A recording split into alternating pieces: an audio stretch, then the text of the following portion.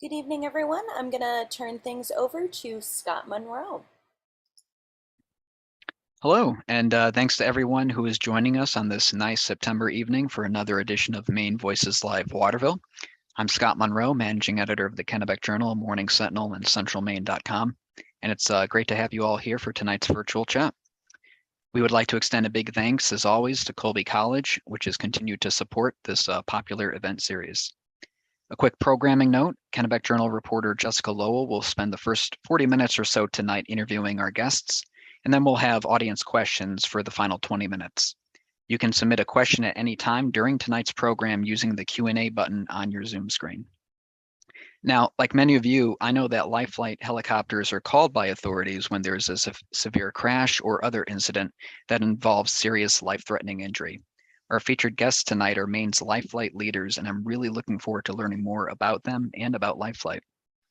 With us tonight are Bill Searer, Chief Operating Officer for Lifelight of Maine, and Kate O'Halloran, Executive Director of the Lifelight Foundation.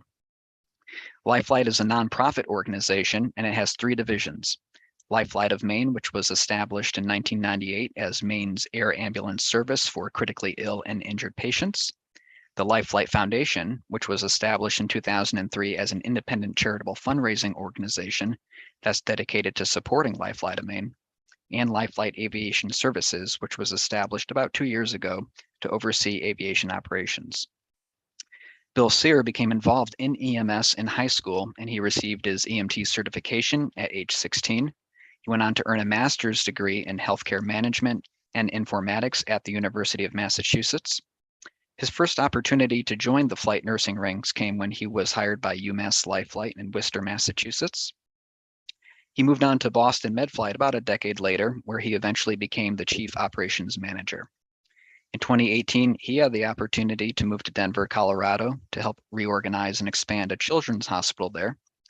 He was appointed chief operating officer for Lifelight of Maine in May 2021, and he serves on the board of directors for Maine Emergency Medical Services. And Kate O'Halloran grew up in Waterville. She went on to attend Brown University, where she earned a dual degree in economics and organizational behavior and management. After Brown, Kate worked in Boston for 15 years, earning her MBA from Babson, where she went on to become the associate director of the Blank Center for Entrepreneurship, and she enrolled in a PhD program for educational leadership at Boston College. Kate returned to Maine in 2003. She has served as the Associate Director of the Goldfarb Center for Public Affairs and the Oak Institute for the Study of International Human Rights at Colby College in Waterville. She's also been the Director of Major and Planned Gifts for Maine General Health and the Director for Development and Alumni Connections at Carrabassett Valley Academy. Kate was appointed the Executive Director of the Lifelight Foundation in September 2020. And now I'll turn things over to our journalist, Jessica Lowell, for the interview. Thanks for tuning in. Good evening and welcome everybody, and thanks for joining us. Lifelight is, as Scott said, one of those services that you hope you never need, but you're glad it's there when you do. So I'd like to start off tonight with you, Bill, if you can describe for us what a day in the life of Lifelight is like. Sure. Thank you, Jessica. One of the things that all of our patients have in common is that when they woke up this morning, they did not know that they were going to need Lifelight to help them out that day. And for example of what happened in just the last 24 hours and what Lifelight has done for the citizens and the visitors of Maine, I'm just going to go through a little list of what we've done since yesterday. We transported 13 critical care patients. We took a 3-year-old from Fort Kent with COVID and respiratory distress. We transported a 70-year-old with respiratory failure from Dover Foxtrot. A 34-year-old who was having a heart attack that went to the cardiac cath lab from Pittsfield. A neonatal infant that was born premature from Waterville.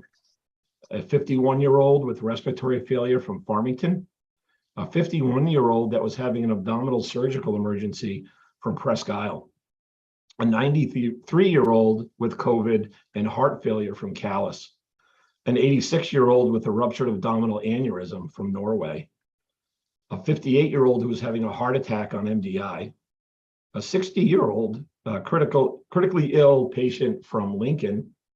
a 50-year-old that we responded to the scene in Pittsfield for, who's having a medical issue, a 71-year-old who was having a throat abscess from Holton, and a 1-week-old with a medical issue out of Blue Hill. And at that just leads us up to 7 p.m. tonight. We have 3 crews on currently. We have 3 helicopters, an airplane, and a number of ground support vehicles. Our helicopters are designed to fly in weather conditions that would require instrument flight rules. And we have GPS approaches into many of the helipads and hospitals in Maine. And everything that we do is in cooperation with the Maine's emergency medicine medical system. And unfortunately, these days, like many other industries, Maine's EMS program is in a little bit of a crisis with staffing, just as are we, and I will explain a little bit of that later on. But for us, the helicopters, our airplane, and our ground vehicles, minutes matter. One of the things at the size of the state of Maine is the geography of time, and how can we get that patient to where they need to get definitive care in the most timely manner. And one of the best things about Lifelight is that we're not only flying in sleek helicopters all over the state, swooping down and landing on the highway, we're actually bringing the ICU right to the patient side. And a little bit later, we'll talk a little bit about the equipment and what we carry and what we bring to the patient side. Great. Now, Bill, is this a typical day that you've described, or do you see seasonal fluctuations? We do see seasonal fluctuations. This is sort of a typical day where, we can transport anywhere from, 4 or 5 patients on a day that's not very busy in the winter, up to 25 patients, in the summer. We're fortunate enough to have other services around Maine, from New Hampshire and Massachusetts, that will help us out when we are busy. And we do the same for them. We'll respond into New Hampshire, we'll respond into Massachusetts when they need help as well. Okay. So underpinning all of the work that you do is the Organization of Lifeline. And Kate, maybe you can tell us just a little bit. We don't have to get too deep into the weeds, but just give us a little flavor for what the organization is and how it's structured and how it supports the efforts in the field. Sure. So I'll talk a little bit about the foundation. But as Bill said, I think one of the important things for folks to know, and I didn't know this before I went to work at LifeFlight, I used to think of LifeFlight as the iconic helicopters, and those are incredibly important to what we do. But the interesting thing about LifeFlight is that we bring the ICU to the patient side. And as Bill said, minutes matter. So the fact that we can offer access to critical care to anybody throughout Maine and start that care when we get to them is critical.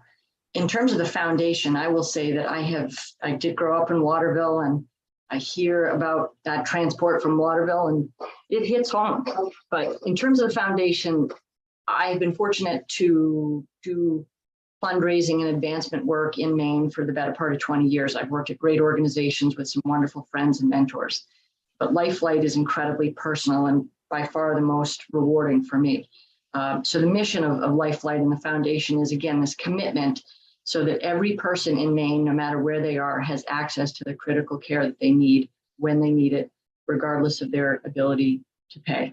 The foundation, which, as you said, was founded in 2003, was really put in place to support capital needs of LifeLight of Maine, and they're significant. 2 weeks ago, we welcomed a 3rd new helicopter to Maine, and those helicopters reached $6.3 million. Wow. They have $500,000 of medical equipment on board, so it's significant. So the foundation raises both awareness of LifeLight of Maine and the resources we need for those capital improvements, and that is aircraft. As I said, we have a fleet of helicopters, we have a fixed wing, also known as an airplane, and some ground transport vehicles. We also raise money for medical equipment. In the past couple of years, as you might imagine, our ventilators did a lot of overtime, so we had to replace those, and donor funds helped us do that. Great. We also raise money for education, which is critically important. You'll hear a little bit about that. And aviation infrastructure, communications, weather stations, helipads, and things like that. So that's what the foundation has done. And I just want to say a heartfelt thank you, because since the foundation was started in 2003, the people of Maine have come together and raised $38.7 million through the foundation for Lifelight. That's more than 15,000 gifts. And what we are grateful for every single one of them. And what we say, and I think you'll hear it tonight, is that everybody in Maine has a Lifelight story. Just ask. Good, good. All right, so let's take a little jump back and talk about how Lifelight started in Maine, because I understand Maine was the last state in the nation to get a service like this, from what I read. And it was kind of a heavy lift to get it off the ground, if you'll forgive the pun. Sure. So, back in the mid 90s, Jessica, just as you said, Maine was one of the few states that did not have a dedicated air ambulance system. Other states in the country that did not have a dedicated system were states like Rhode Island, that were surrounded by other systems very close by, but nothing with the size of Maine, where we could not get an air ambulance to, never mind northern Maine, but just middle Maine, from some of the other programs that had existed. So in 1998, Tom Judge was recruited to come in and take a look at what would be required to develop an air ambulance system in Maine. He worked with, at that time, Eastern Maine Medical Center and Central Maine Medical Center. And as partners, they developed Lifelight of Maine. At that time, they developed it with two bases, one at Eastern Maine Medical Center and one at Central Maine Medical Center, each with a helicopter. And at that time, there was no infrastructure in Maine even to support an air ambulance system. There were no radio communications. There were no helipads. The two major trauma centers at that time did not even have a helipad. So it was a very heavy lift, as you had said, just to start this program up. There were no weather reporting systems at a majority of the airports in Maine.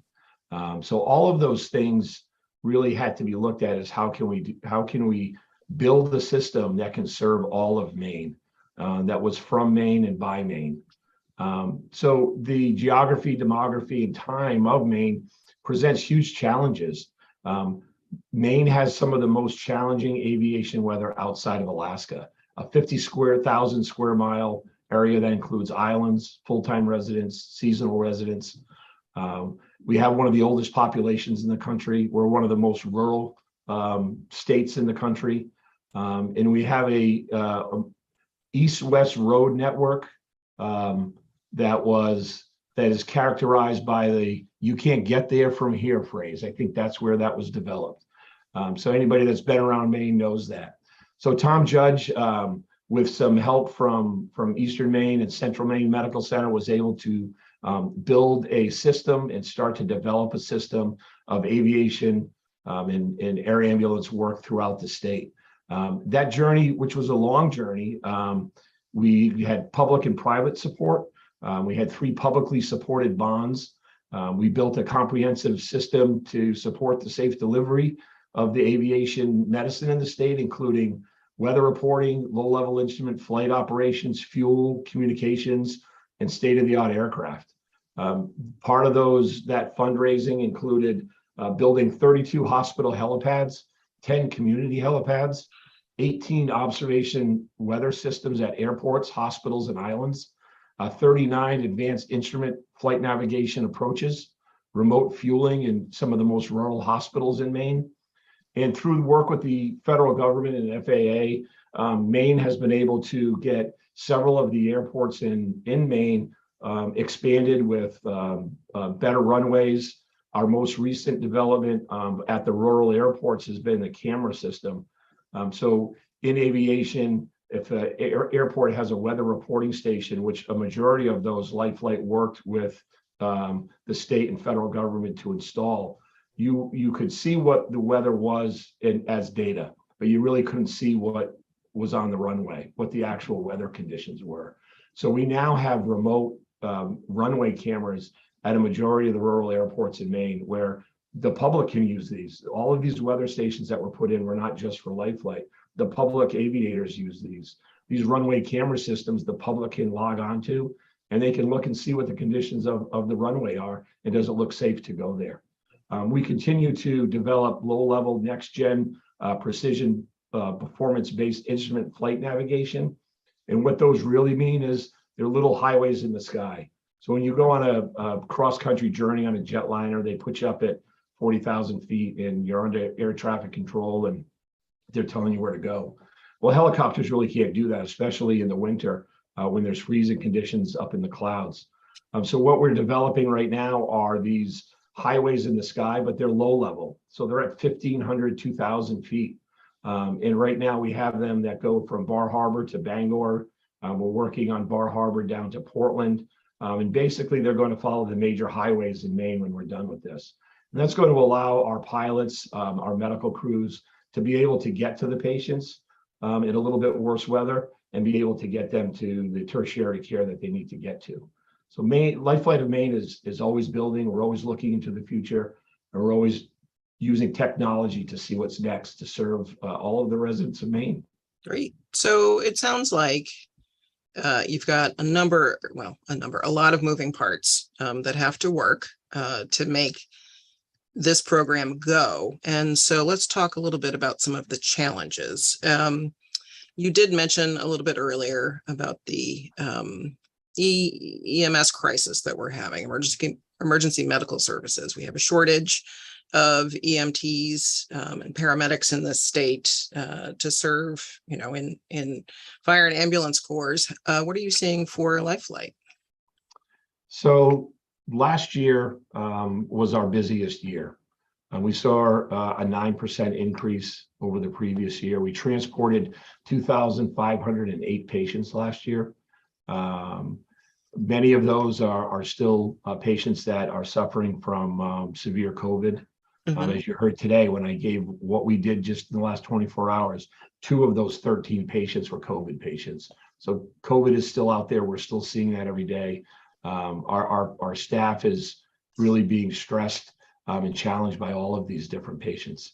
And so with what our transports looked like early on, which was all helicopter, now our type of transport that we're completing, overall between helicopter and our airplane, that makes up about 92% interfacility transports. About 8% of our total transports are seen. But if we look at our helicopter transports, we do about 13% seen, about 87% interfacility. But also part of that now is the ground transports. We have a ground transport system. We have one ambulance that operates out of Bangor. We have rapid response SUVs that operate out of our Lewiston and Sanford bases. And what happens with those is when we can't fly because of weather or patient size or maintenance, we're able to get to that patient just with the same exact equipment and be able to transport them, to where they need to go.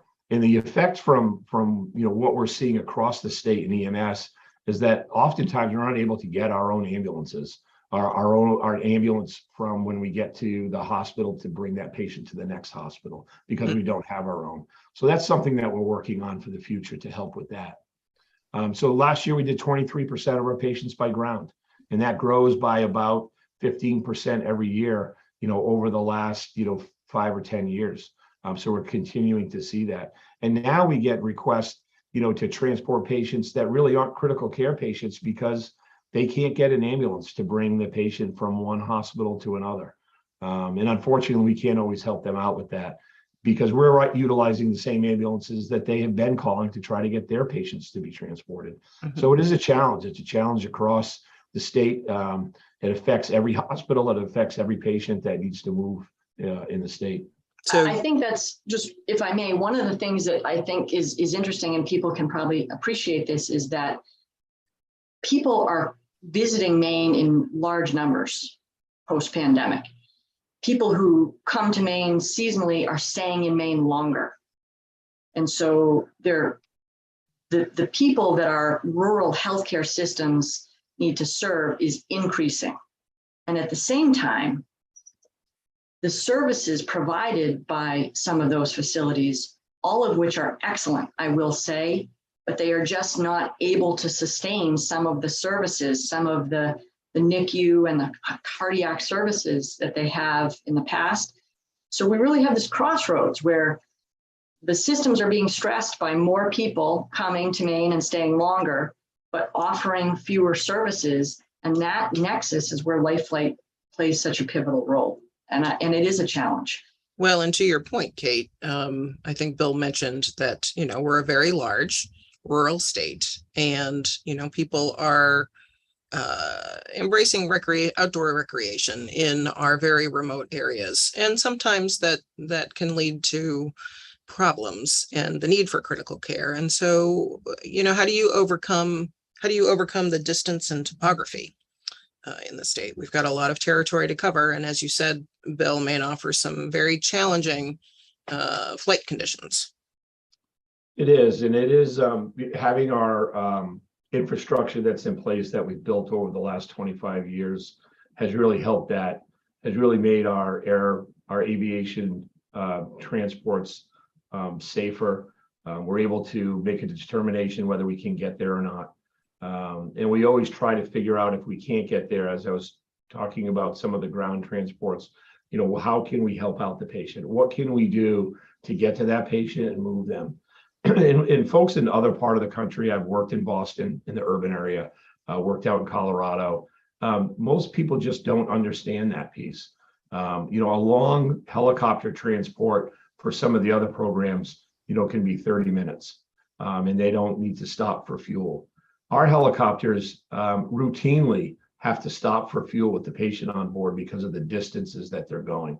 And sometimes if we're going from Fort Kent to Portland or Fort Kent to Boston, we're stopping twice for fuel with the patient on board. In other programs, when I worked in Boston and in Worcester, we never even thought of ever doing something like that, but it's routine for us.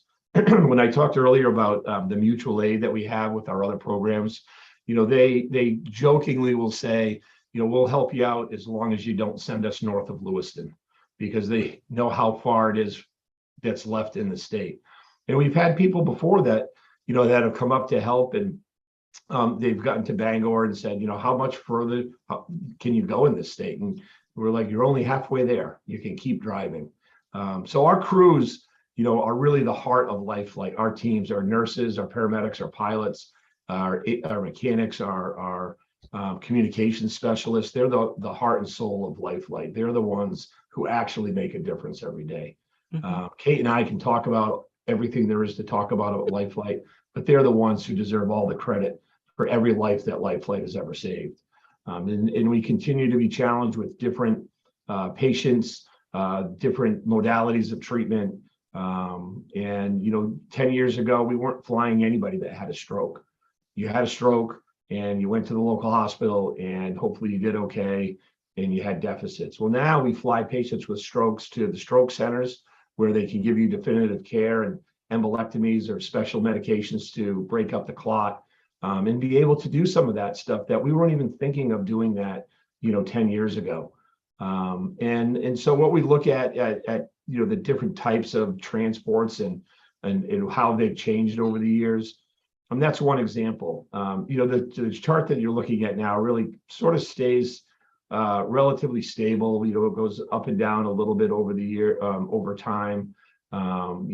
We never used to have a graphic for overdoses, and unfortunately, we now take many overdoses, and we're looking at and some of those are classified in some of the other categories like acute medical, but that's been a real problem.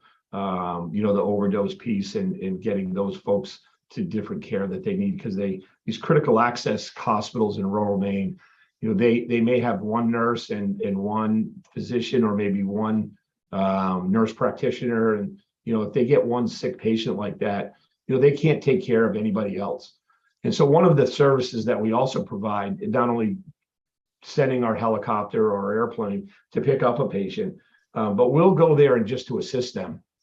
Some of these places, the critical access hospitals may not have a ventilator. They may not have laboratory services at night. In some of the equipment we bring, are those things. We bring a ventilator with us. We have a portable laboratory that we bring with us. So we're really able to work and bring that level of high sophisticated technological critical care to the patient. I was struck. I had the opportunity to be in Bridgeton this spring in the ED for a while, chatting with people, and they talked about what it's like when. Kate, what is the ED? Oh, the emergency department. Thank you, Jessica. Sorry, the emergency department.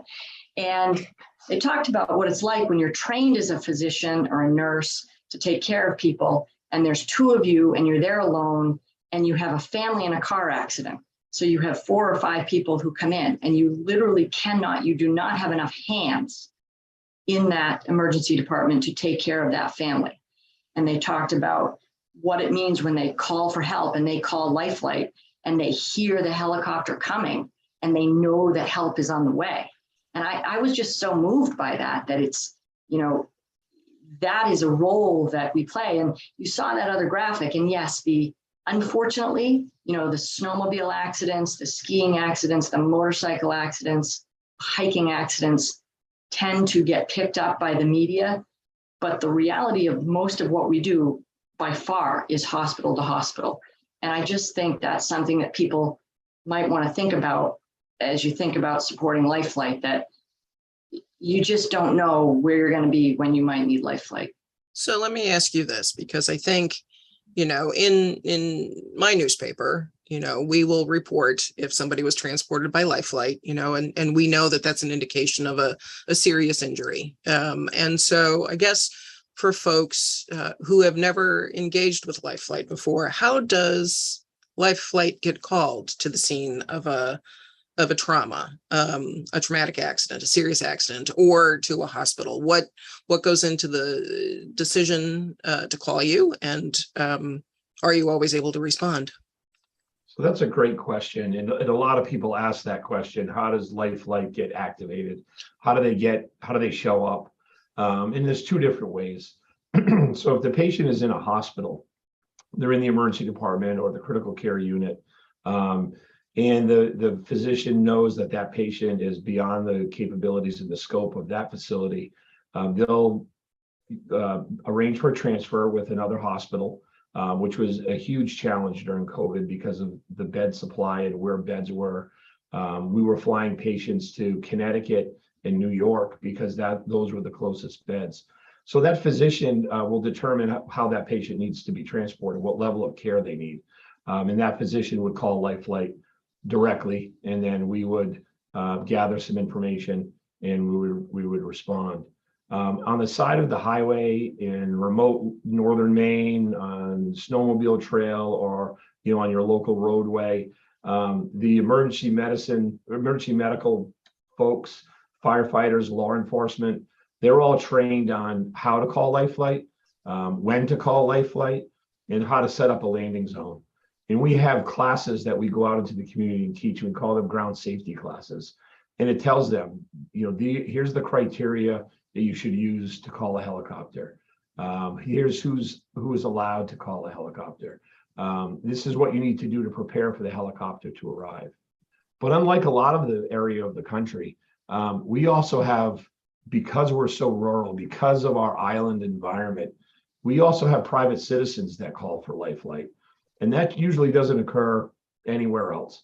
Most, you have to be some sort of emergency services personnel or a physician in order to activate Lifelight.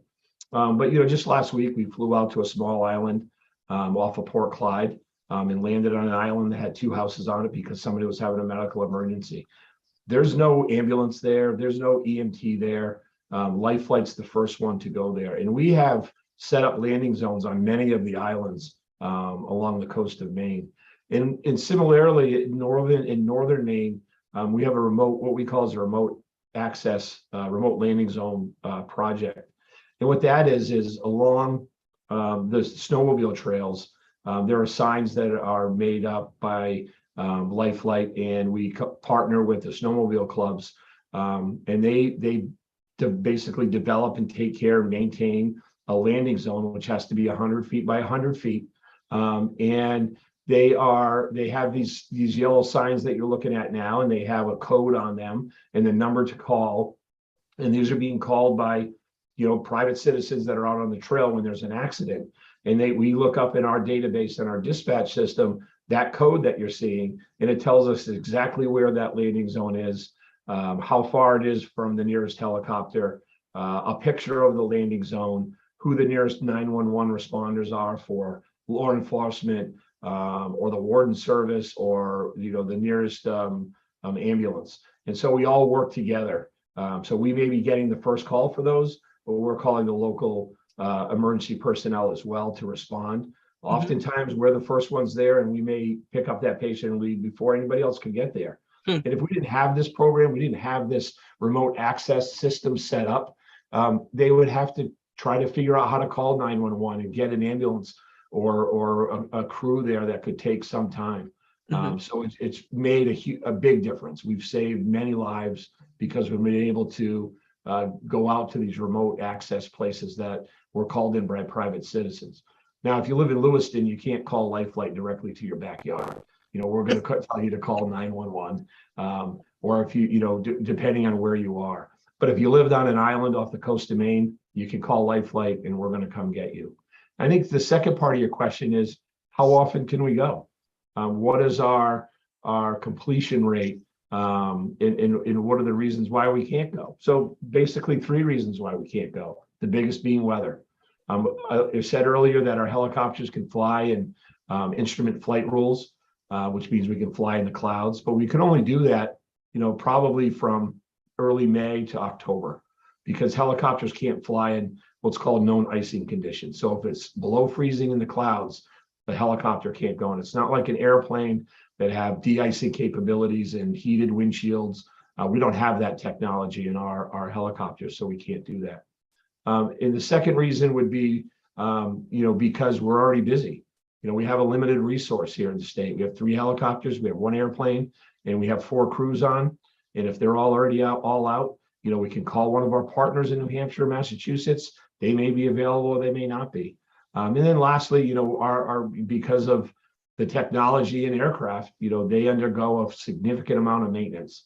And I'll talk a little bit about when I talk about staffing in a minute, but what it really entails to keep an aircraft up and flying. We would never be able to afford to drive our automobile if we had to do what our mechanics have to do to our airplanes and helicopters. So now that we've covered, how it gets called, Lifelight gets called to a scene, I think one of the questions that people will have, and it did pop up in our Q&A, and we'll just take it right now, is how much does Lifelight cost for a patient's family? Because, none of this is cheap. You've got crews to maintain your aircraft. You've got crews to staff your aircraft. You've got expensive equipment that you need to maintain. You bring critical care to people, and there's a price tag attached to that. And fuel also this year. And We're fuel, all feeling yes. a little pain on the pump. Those helicopters go through about a gallon a minute. Wow. Of jet fuel. Yeah, Jessica, that's a great question. And that's another big question that a lot of people ask, from one of those other ones as well.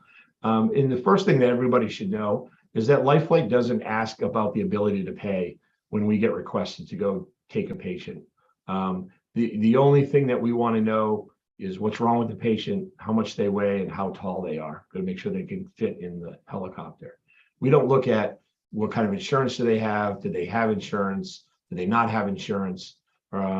And what happens after the fact is that, unlike in what it used to happen in other areas of the country with some of the for-profit air medical providers, unlike us, which are not for profit, they would bill the insurance. We bill your insurance if you have insurance. If you have government insurance, Medicare or state insurance and Maine Care, we bill those. And on the government payers, it has always been that you can't balance bill the patient. On the commercial insurers, if you have one of the commercial insurance products, may or may not cover air ambulance transportation. And in that case, a patient may get a bill for that. And what that led to was some of these big for-profit air ambulance companies in the nation were sending these exorbitant bills to patients, $50,000, $60,000, $70,000. Lifelight has been one of the lowest companies like ours in the country on the size of the bills that we send out. Also, we don't aggressively bill anybody that can't pay. And in fact, we spend several $1 million a year on free care when a patient doesn't have the ability to pay. But really the point of that too is that because of these tactics of some of the larger companies for profit, this No Surprises Act in the legislature was passed in January. So what that means is that we can no longer balance bill a patient. Nobody can balance bill a patient. It's between us and the insurance company to come up with a cost that they're willing to pay, and that we're hopefully willing to get to be able to cover our costs. So that's a big challenge. The foundation is there to help us with that, so that the money that we do get from patient revenues can go towards operating expenses. The fuel that just went up to $7, $8, $9 a gallon for aviation fuel. Fortunately, that's come back down now. And the foundation supports us in our capital and medical equipment purchases, helping pay for the new vehicles, and therefore we can use that revenue to be able to pay for operations, the staff, the maintenance, the fuel that we need to use for the aircraft.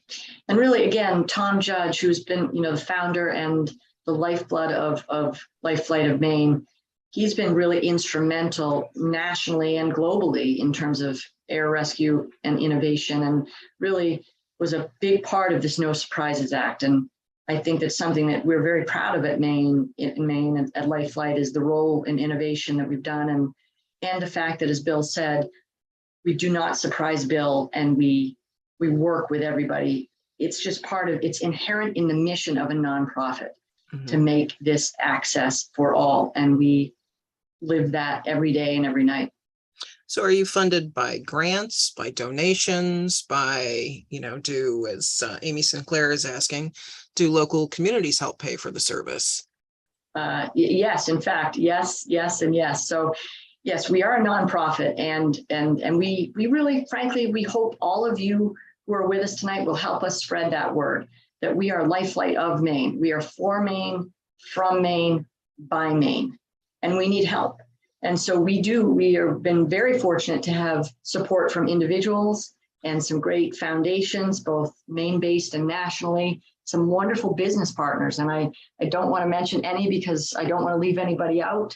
And we do a very aggressive town campaign. It's actually municipalities. We actually, we ask every town, every municipality in Maine every year for a donation. And I will say, Tom Judge spent a lot of time driving around Maine, going to those selectmen meetings and budget meetings, and you're lucky if you get 3 minutes. So Zoom has made that a little bit easier, but we're very grateful because we've had tremendous support from Maine towns. In fact, since the foundation was started, 253 communities in Maine have contributed $715,000. We don't ask much. The max ask is about $2,000, but I have the good fortune of writing the thank you notes that go out from the foundation, and I am just struck week after week by communities, some of them very small, that send in support year after year to LifeFlight, and it makes a great difference.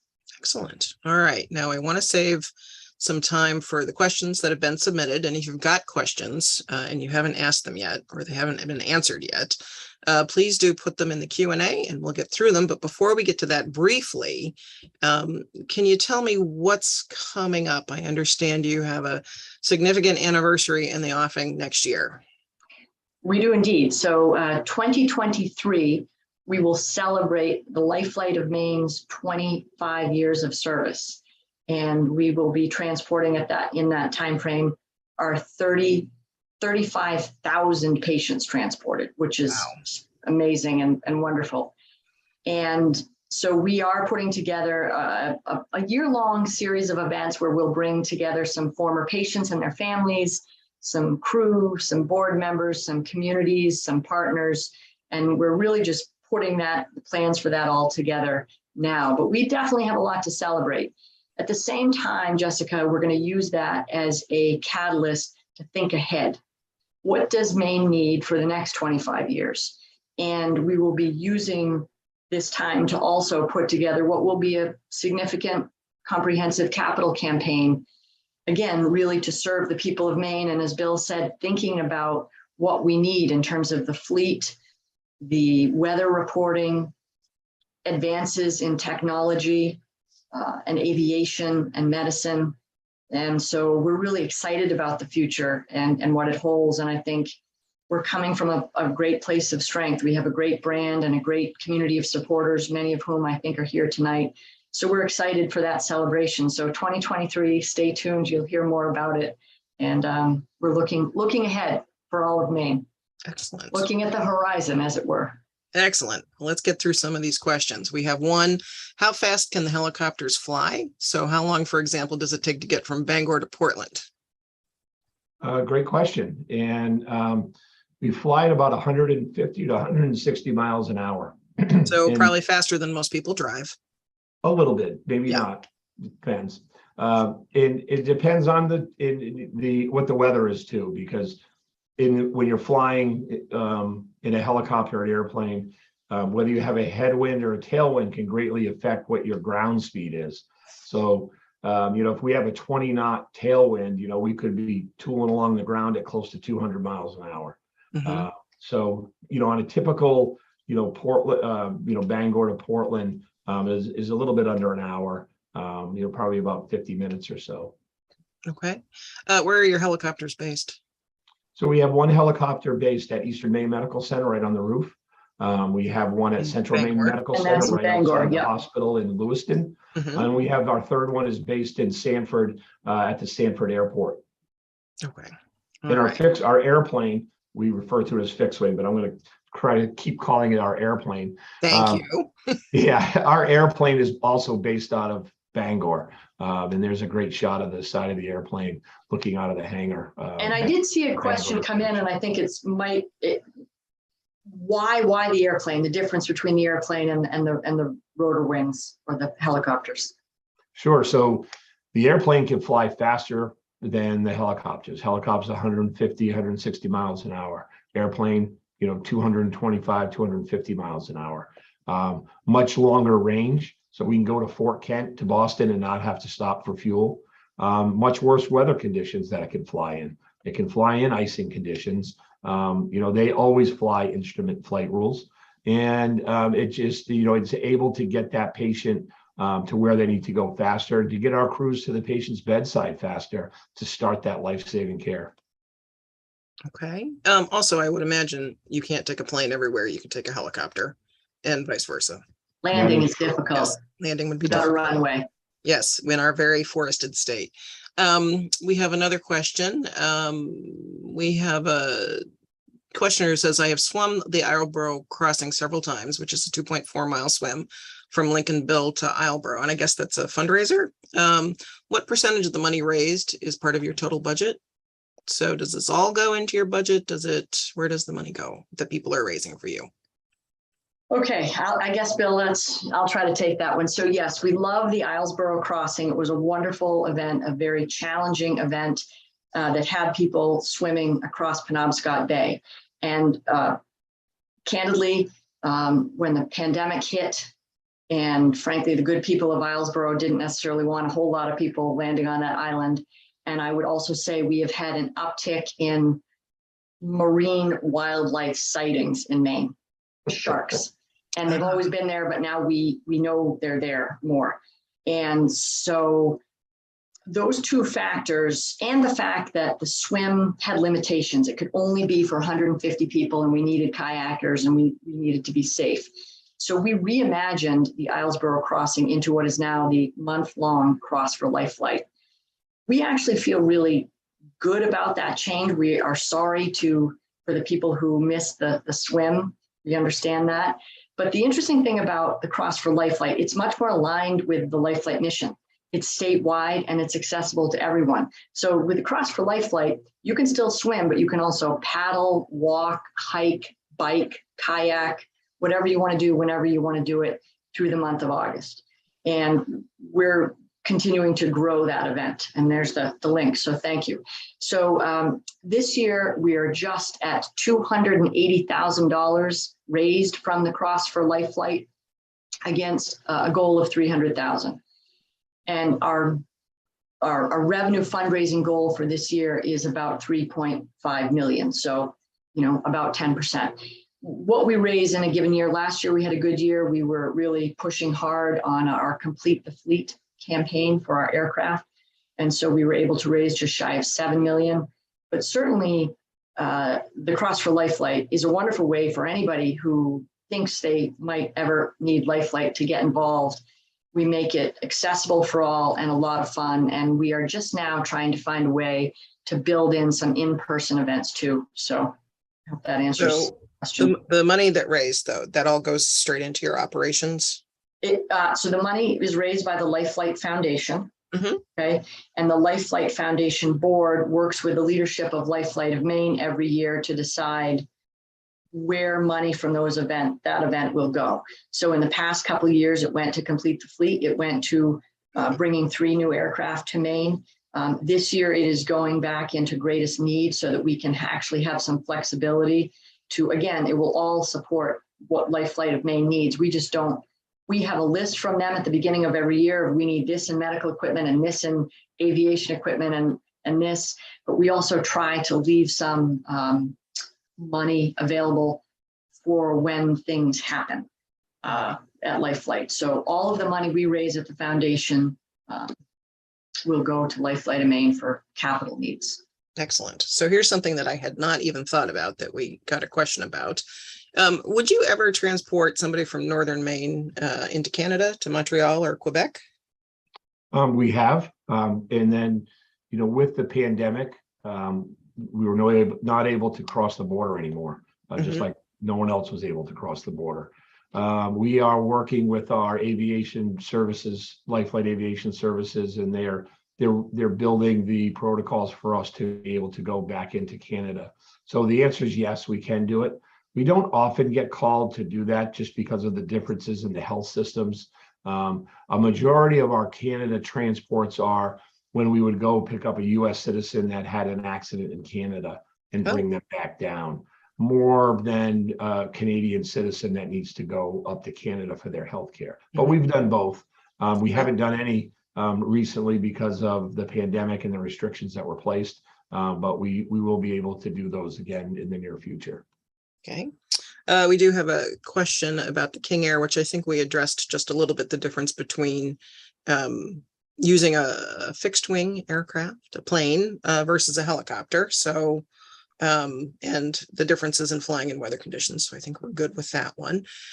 What is the state of the COVID-19 pandemic when from Lifelight's standpoint? Sorry, I'm reading this live. It seems like you're still finding folks who have contracted COVID-19 and are needing critical care. Is this still a big part of the patients that you serve, or are you seeing those numbers fall just a little bit? Yeah, I mean, I think over the past year, they've probably fallen a little bit. But as you see, today we've taken 2 COVID patients. So the COVID patients are still occurring, with the, the vaccinations and the boosters. I think it's definitely lessened the critically ill COVID patients that we were seeing early on in the pandemic. And really the bigger problem on early in the pandemic was beds. Who had a bed for these patients? Now we're still seeing bed challenges, but not nearly as what we were seeing a year and a half ago. Like I spoke earlier about flying patients across multiple states because that was the closest bed. And we still get into those occasionally. It really is dependent on what's going on at the community, at the hospitals, what can stay and what can't stay. But it is still a problem. COVID still, rears its ugly head every day with us. And, we are still transporting patients further than we used to because of it. And Bill, I think would it also be fair to say that now we're seeing some of the peripheral effects of COVID? So people who put off routine procedures and the acuity of issues that are being presented at hospitals and things like overdose and domestic violence and all those things that are manifesting in some challenges. Yeah, I think we have. It's hard sometimes to correlate between, what happened because of people didn't get adequate health care early on. I think we did see quite an uptick in that. After, people unfortunately got used to the new normal of the pandemic and then started going back to the physician, to the doctor's office, to the hospital. And there was a lot of folks that just didn't have great care for, months. And it really took a toll on them. So yeah, we have unfortunately seen the effects of that. We've seen the effects of some of the long COVID people. So yeah, like I said, it continues to be a challenge. Okay. We touched on this a little bit earlier with the rising number of cases that you're responding to every year. Are you seeing increases in any particular area? The one question that has come in is, have you seen an increase in car accident trauma? We do hear occasionally from the Department of Public Safety that there are more crashes per year and the number of fatalities in car crashes is increasing. I wonder if this is being reflected in the calls that you are called to respond to. Yeah, I mean, overall, our percentages stay about the same, but our numbers are increasing. So, therefore, our numbers of trauma increase as well. We are pretty consistently over history about 13 to 15% of scene responses, which could be because of a traumatic injury, a car accident, motorcycle accident, or it could be a medical event. People are calling us now, like I said earlier, for strokes right to the scene. So we continue. Trauma is a big problem all over the country, and it still continues in Maine. Motorcycles are a big issue for us, especially in the spring when everybody pulls their motorcycle out and they haven't been on them and they're not wearing a helmet and the sand is still on the road. You can see that uptick in April and May when the first warm weather comes out. I mean, it goes through the roof, those requests. So in responding to, say, a car or vehicle accident, have you ever landed on a highway? We land on the highway all the time. Okay. We land on, any type of landing zone that the requesting emergency providers want us to. We require a 100 by 100 relatively flat, unobstructed area. So that could be Route 95, that could be the Hannaford parking lot, or the high school ball field. We'll land wherever they want us to land. Okay. And we did touch on this also a little bit before, but maybe you can take just a minute because we're coming down to the end here. Are there enough EMTs, emergency medical technicians, and paramedics to run a viable emergency medical response system? And are there subsidized training programs for those who want to learn? That's a great question. There's definitely a shortage. There are folks that, for one reason or another, either do not want to enter emergency medical services or have left emergency medical services, just like nurses have left the nursing occupation or don't want to go into it. And, I can answer this as, a member of the board for emergency medical services in Maine. We are looking at these subsidized training for people in communities. And there are several of them that are being developed right now. At low cost or no cost at the community colleges to further develop our EMTs and our paramedics. And it's the same thing for our staff. We have 56 nurses and paramedics. And 15 years ago, there was a line at the door to try to get one of those jobs. And now, like many other industries, healthcare or otherwise, there are many openings and we can't fill them. So we're more in a build type of scenario now than we ever have been. We never thought of having to be able to take somebody and give them the training that they need in order to work for us. We always just said, you need to have more training, go get it. when you got it, come back and see us. Mhm. We've changed. We've developed the LifeLight Academy. And what that is, that's to help with nurses and paramedics who have some critical care background or emergency medicine background and need some additional training. We've put together, we're working with some of the nursing schools to do training with them and do simulation training. We were fortunate enough this year to receive a grant to further develop our simulation training rooms in each of our bases that are interconnected, high technology, high fidelity mannequin training. Thank you to Bangor Savings Bank for that. Yes, Bangor They get a Savings shout Bank out. was very generous in doing that for us. And these are just great training areas that, we're not only are we able to keep our staff trained, but we bring in members of the community. We did a 3-day training just recently with Bangor Fire Department and had their paramedics come and we did training sessions with them. And we do those all over the state and work with a variety of educational or EMS agencies to help train with them. And I'm glad that came up, Jessica, because education has always been a very, very integral part of the Lifelight of Maine mission.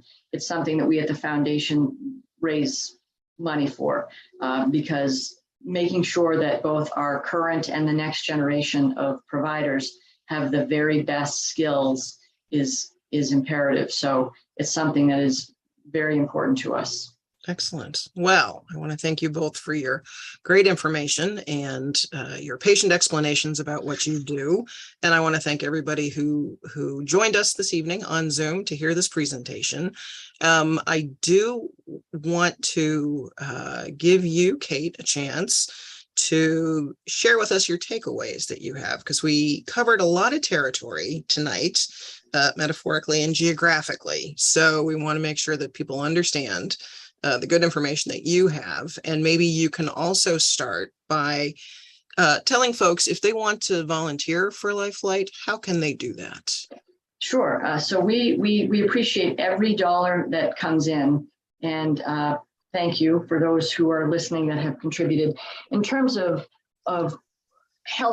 really helping to spread the word. So being an ambassador. So like I said, one great way to get involved is we go out and we make presentations at every single town budget meeting selectmen. So if you're in a town and you can look and figure out if they've given to Lifelight or if they haven't given to Lifelight and you're willing to help us by advocating for Lifelight, that would be great.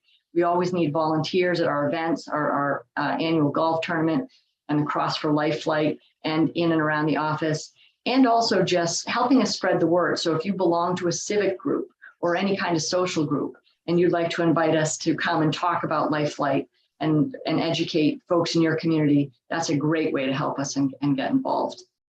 Okay, and I believe you have some takeaways for us. I do. I will be very fast. So it is a complicated organization, but I'm trying to simplify it because everybody who lives and loves Maine needs to understand the role that Lifelight plays. So here's a little acronym. It spells out Maine. M is for mission.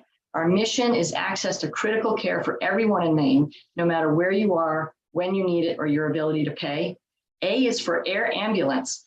And it's important to know Lifelight is Maine's only air ambulance service. Doesn't matter where you are, one name you need to know, and it's Lifelight. And we are from Maine, for Maine, across Maine.